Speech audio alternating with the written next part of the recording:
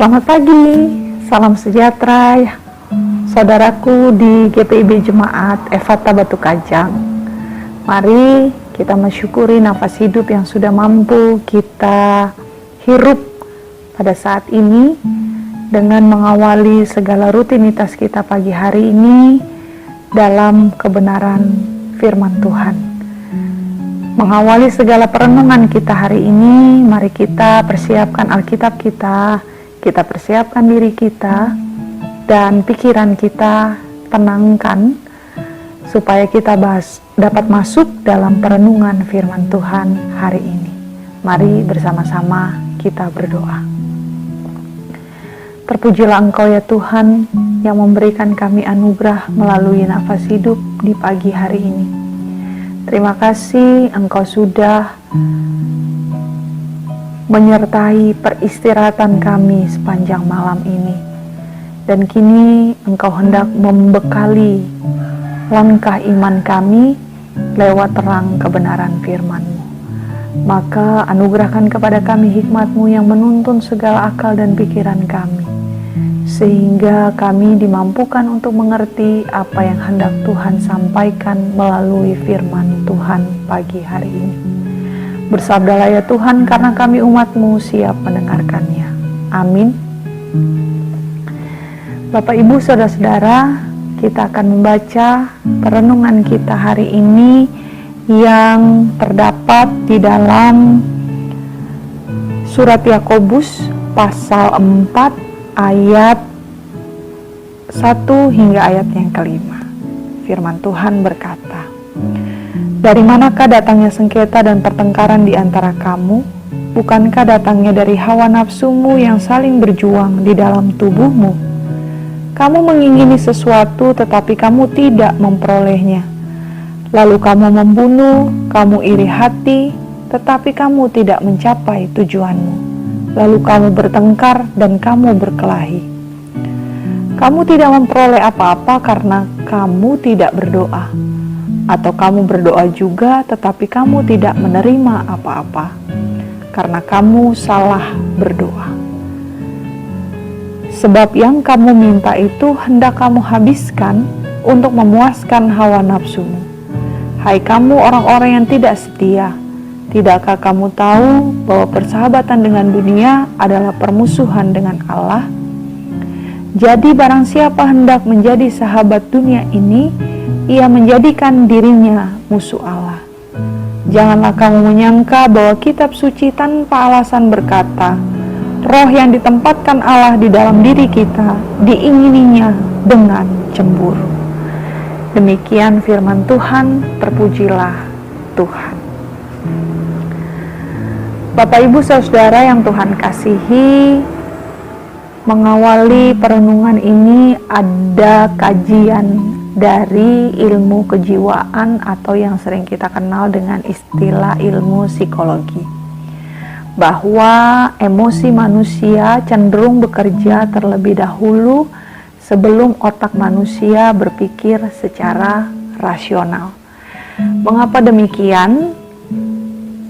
Karena tak mengherankan bila firman Tuhan yang menjadi dasar perenungan kita hari ini mempertanyakan tentang mengapa sengketa dan pertengkaran itu bisa terjadi.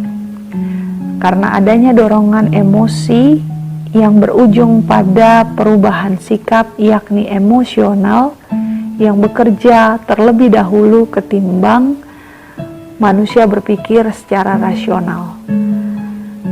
Dorongan emosional ini tidak bisa dipungkiri biasanya terpicu dari adanya beragam keinginan-keinginan manusia yang hendak diwujudkannya.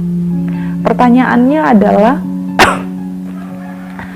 apakah manusia tidak boleh memiliki keinginan? Tentu saja boleh, dan menurut saya manusiawi jika manusia memiliki keinginan. Akan berbahaya bila manusia justru tidak memiliki keinginan apa-apa. Oleh sebab itu, maka firman Tuhan hari ini mau menegaskan kepada kita tentang beberapa hal. Hal yang pertama adalah bahwa dorongan emosi yang berujung pada emosional inilah yang patut untuk dikendalikan oleh manusia. Mengendalikannya dengan apa?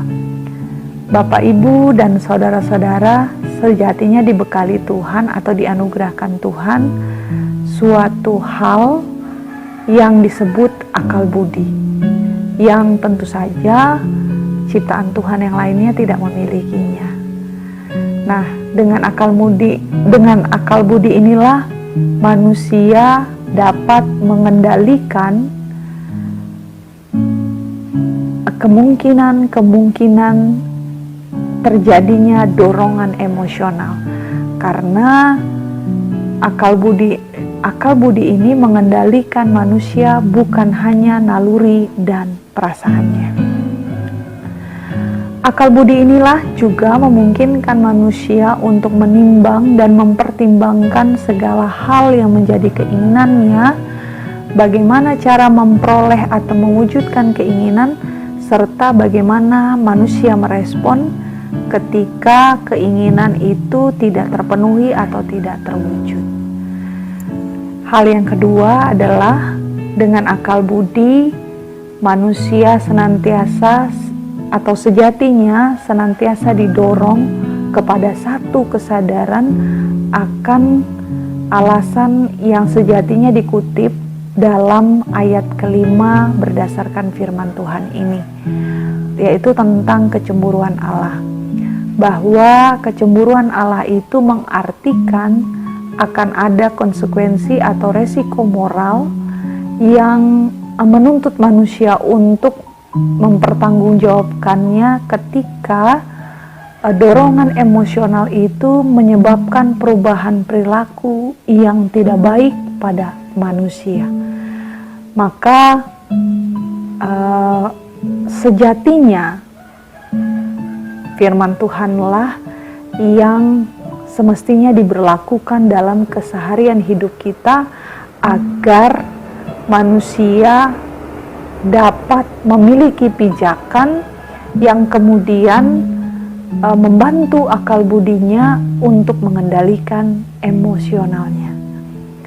Nah, oleh karena itu, Bapak, Ibu, Saudara yang terkasih, kiranya firman Tuhan kita pagi hari ini menjadi ketopong bagi saudara-saudara di GPIB Jemaat Efata Batu Kajang dan keluarga untuk dapat beraktivitas dengan baik di sepanjang hari pemberian Tuhan ini.